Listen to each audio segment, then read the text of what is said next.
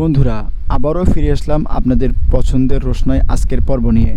শোনো, আমি তোমাদের একটা কথা বলে দিই। যদি তোমাদের কোনো রকমের আপত্তি থাকে তাহলে আমি রোশনাইকে নিয়ে অন্য কোথাও চলে যা। রোশনাই ওই বাড়িতে থাকতে পারতো, ও যদি ওই বাড়িতে থাকতো তাহলে ওর সঙ্গে আমাকেও থাকতো। ডেফিনেটলি সেটা তোমাদের প্রেস্টিজের জন্য ভালো না। ইনফ্যাক্ট গরিমাও সেটা অ্যাকসেপ্ট করতো না।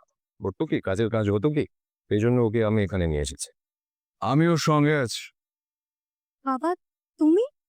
আমি জানতাম যে এই মেয়েটি বাড়িতে এলে ওর বিসর্জনের ব্যবস্থা কিরকম হবে, জন্য এই রাতেও বাধ্য হয়ে আমাকে আসতে হলো। আর আরণ্যকে বলেছিলাম যে রোশনাই বরং আমার সঙ্গে চলুক। তোমরা কি করবে বলো তো বাবা? তুমি এখন ওকে নিজের বাড়িতে নিয়ে যাবে? আমার মাকে ভুলভাল কথা বলেছে, তুমি তাকে সাহায্য করবে?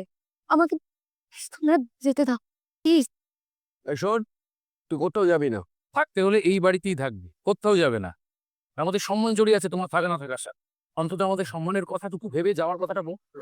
এতদিন যেগুলো আড়ালে আবডালে হচ্ছিল সেগুলো ঘুরে গিয়ে আমার চোখের সামনে ওরা ঢলাঢলি করবে, সেগুলো দেখতে হবে আমাকে। ছি ছি গরিমা, এ কি ভাষা তোমার মুখ দিয়ে বেরোচ্ছে?